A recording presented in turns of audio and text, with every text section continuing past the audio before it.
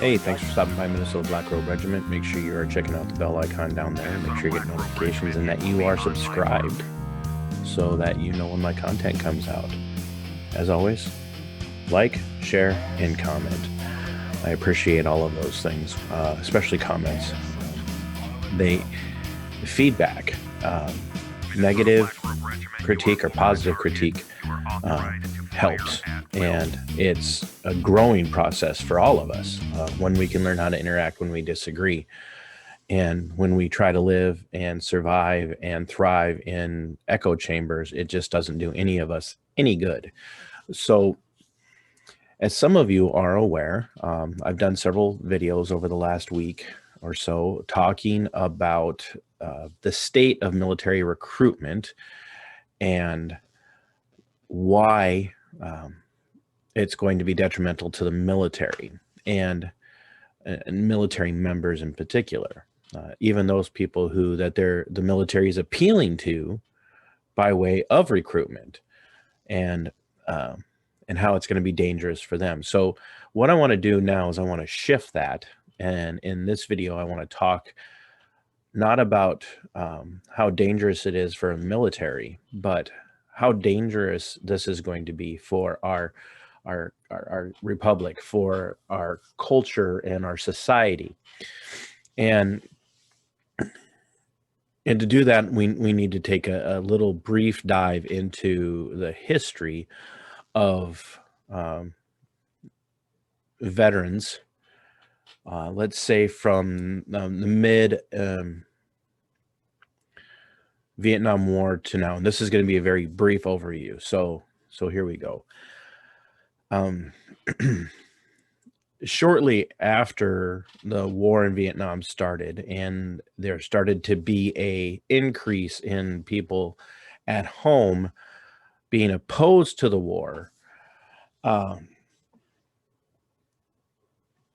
many people who were leaving the military, who were coming back from Vietnam, were actually themselves getting sucked into these radical leftist Marxist organizations like the Weathermen, the Weather Underground, the new Black Panther, or excuse me, not new, the Black Panthers and the Black Liberation Army and other radical leftist Marxist terror groups in the United States. And if you want to really learn about leftist terrorism in the United States, I strongly recommend the book Days of Rage. It is an incredibly powerful book, and it really exposes that the predominance of terrorism in the United States has not been right-wing radical white nationalists, white supremacists that have been conducting terrorism in the United States since the 1960s. It exposes that, for the most part, terrorism in the United States has been conducted in the homegrown fashion by leftists, by Marxists, which is actually the case in a lot of cases in Europe as well. So anyway, a lot of those vets became disenfranchised, and they bought into the lie of the leftist arguments against the United States, built off of their disgust with what they went through and what they experienced both in Vietnam and upon returning from Vietnam. A lot of them had joined the military, came when we were still lauding the military as, you know, the good Americans, individualism and volunteerism, and we were lauding the men who went to fight for that. And Vietnam at the outset seemed like that place. We were fighting against the evil of the spread of the communist agenda. And so a lot of them left thinking they were going to come back and be accepted in society. And oftentimes, while they maybe weren't spit on, many of them were, they came back and were kind of ignored, which was a change for the American military, especially after World War II, World War I, in Korea. It was a big change. And so that disenfranchisement opened the door for them a lot of these guys to be led off into radical leftist ideology. And in many cases, they used that training that they had received and the experience that they had received in the military, some of them from being in war zones, deployed to combat, and others from just their training in general, to help these leftist terrorist groups become more organized and militaristic. So then we fast forward to the late 80s and early 90s, and we see the rise of gangster mentality in the nation. We begin to glorify it. We get movies that come out like Colors, Boys in the Hood, and other movies along those lines, right? And so this glorification of the gangster life, the urban gangster life, gangster rap, whatnot. What we started to see then, and this was talked about a lot while I was in the military, and it was talked about quite a bit by political pundits of the day, is that gangs were sending, the Crips, the Bloods, and the others that are all kind of tied in with that. And there's literally hundreds and hundreds of gangs in the United States that are all trace their roots back to groups like the Black Panthers and whatnot. The gangs began to send their young, relatively clean record people into the military to receive training in firearms use, demolitions, and tactics. And it was a very concerning development for the military, because ostensibly the military was training young men to go home and contribute to a more successful criminal endeavor, if you will, organized crime being militarized. And there were mentions and conversations being had at different times about, what do we do to combat this? What do we do to control this? And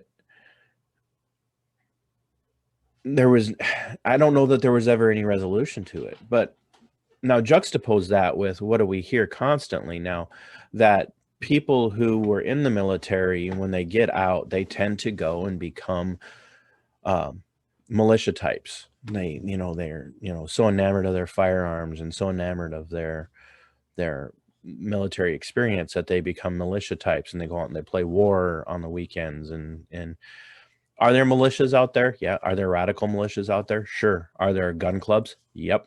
And aren't all of those distinctly different? Yeah. These guys who go out and then, in gun clubs are completely different than the radical militias that are out there.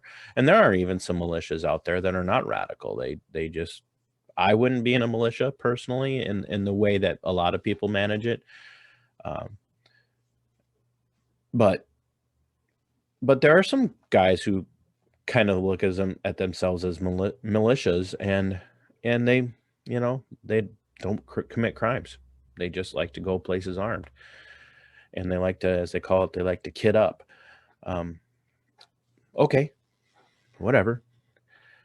But what's the constant refrain today? The constant refrain today is, oh, we got all these people in the military, and they're radical right-wing extremists, and we got to eradicate them. We got to get them out of the military. We got to get, like I've said in other videos, these don't tread on me guys, these guys are radicals, and they're drumming people out of active duty for having a Gadsden flag. They're drumming people out of active duty now for supporting Donald Trump. It's happening. If you don't believe me, get off of Google, get off of the mainstream media, and get onto search engines like DuckDuckGo, and using browsers like Brave, and I guarantee you're going to get the stories that it's happening. The military is being indoctrinated to Marxist ideology. and anybody who isn't a Marxist is seen as a radical and potential terrorist. And our own FBI and our justice, the Justice Department are concentrating on homegrown terrorism, i.e., radical right-wing militant types. Here's the problem. Historically, the people who are in the military and leave and get involved in radical extremist groups are not right-wing, predominantly are not right-wing radicals. And people will point to Timothy McVeigh and others, and the others involved in the Oklahoma City bombing, and say, well, look, okay, yep, McVeigh appears to have been affiliated with right-wing radicals. I'm not going to argue that. Did he blow up the government building or the federal building in Oklahoma City? Yep, he sure did. Absolutely. Is that the predominant issue arising in homegrown terrorism today? No. The Timothy McVeighs are not the norm. It is people leaving and joining gangs. And in the past, it was people leaving the military and joining leftist, Marxist, radical terrorist groups. And that's the concerning part today. So what the military has become is it has become a social proving ground, a social justice proving ground, if you will, so that you will have these views. It's not enough that you not express your views, and to some degree, your liberties in the military are, while you're on active duty, your liberties are curtailed to some degree. You cannot have a soldier or an airman or Marine or seaman or whatever the case might be stand up in the middle of a combat zone and start screaming about, I can't do this, this violates my liberties, or this violates my rights. To some degree, those things are curtailed. However, following unlawful orders and whatnot, you do not have to do that. But they're drumming out constitutionally minded conservative types. Now, this could become a problem in that this could, I'm not saying it will, but it could radicalize a group of people who wouldn't have been radicalized. And what I mean is, it could so turn them against the United States, especially the government, that they could become radical and they could become lone wolves.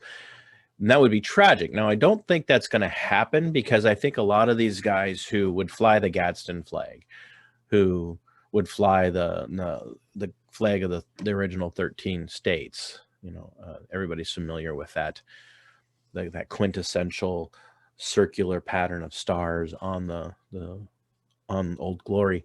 For the most part, those people are going to recognize what's going on, and they're not going to be radicalized. But all it would take is one person who is unstable. And unfortunately, there are people who are unstable that do get into the military. Consider the I think it was a major or a captain in at Fort Hood who was Muslim, who was unstable and became radicalized and went and shot up the soldiers there at Fort Hood. There are unstable people in the military, just like there are unstable people in law enforcement, and there are unstable people in teaching in schools, and there are unstable people as doctors at places like the Mayo Clinic. There are unstable people everywhere, and they could do things due to that unstableness that could be dangerous. However, by and large, with the drumming out of constitutionally minded, patriotic soldiers who would fly the Gadsden flag, who would put the original flag of the 13 colonies up, or have something talking about 1776, or openly express that they were Trump supporters, having them, be silenced and drummed out in the military is actually not going to be where the problem comes from the most part. What's going to happen is that a lot of these malleable anti-intellectual minds that they're appealing to join the military now will be easily molded and shaped into Marxist soldiers. And that won't necessarily be an issue where all of a sudden the military is now then turned on the American citizen. Could happen. I mean, there have been many nations whose militaries have been turned on their own people. So I'm not ruling it out as a possibility in the United States at some point. I don't think we're there yet. But these people are being molded and shaped into Marxist soldiers, and they're going to get training. And they will take that training out of the military with them when they leave, and they will take it to groups like Antifa. They will take it to groups like Black Lives Matter. The organization is a Marxist terrorist organization. Black lives do matter, but the organization is a sham, a fraud, and a terrorist group. They achieve what they achieve through the threat of riots. That's terrorism. Okay? So a lot of these people are going to get out of the military, and they're going to take the things that they've learned. They're going to take demolition. They're going to learn about demolitions. They're going to learn about tactics. They're going to learn about firearms use. They're going to learn about close quarters combat. They're going to learn about just a ton of different warfare tactics that involve infantry level maneuvers, and they're going to use them. They will implement them, especially the people who are involved in explosive ordnance disposal, EOD.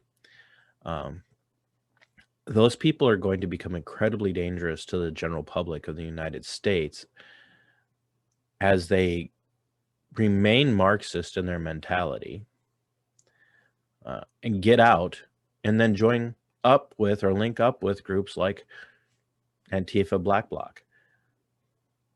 And they will use those tactics against the American populace. They will use those tactics in urban areas and other places. In fact, we're starting to see that to some degree now. All of a sudden, we're starting to see bombs appear, just appear. Everybody has tried to say that, well, it's unequivocally, it's indisputable. That's right-wingers. It's not. It's not. The radical left, the Marxist left, by and large, will use terroristic tactics to achieve their end goal, which is the dismantling of the American Republic, and they will start to now lean heavily on the former American military who went into the military Marxist and came out militant Marxist, militarily trained Marxist. They are building a fighting force, and our federal government and our military leadership are allowing that to happen under our very noses with the recruitment of social justice minded individuals. And so many of you are going to be in an uproar because I keep using the phrase social justice as if it's disgusting, and it is. There is no such thing as social justice. There is no such thing as justice that needs a modifier. There's either justice or there's no justice. But there's no such thing as social justice. And in these social justice people, they're shills and they're automatons, and they will absorb these tactics and they will gladly use them against their own American citizens, fellow American citizens. This is a very dangerous precipice that we are on right now.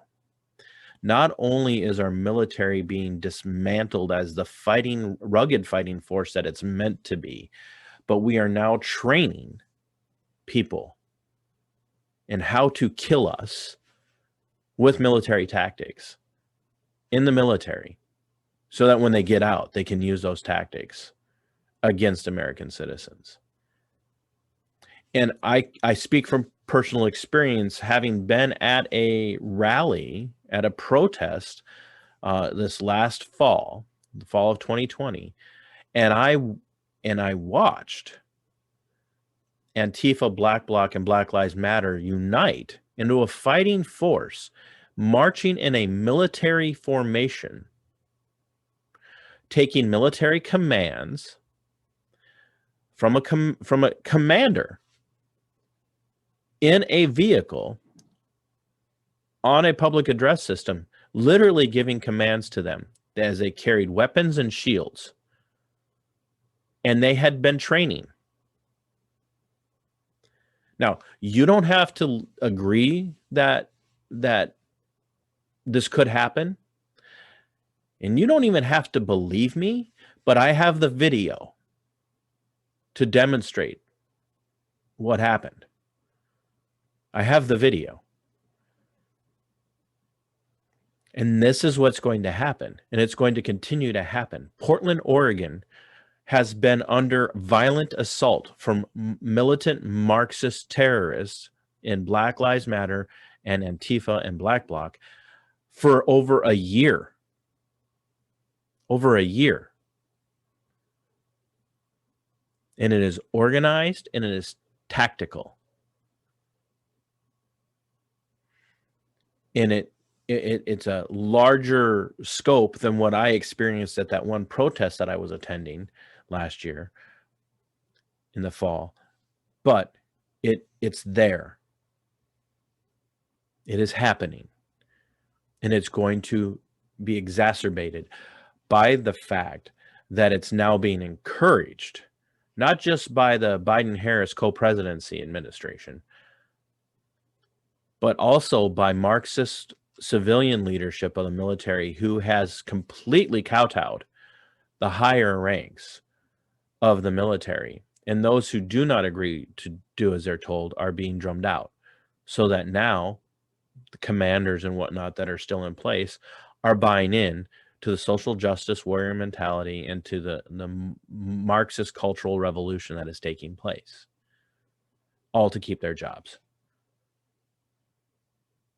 And they're propagating this agenda down into the ranks of the military.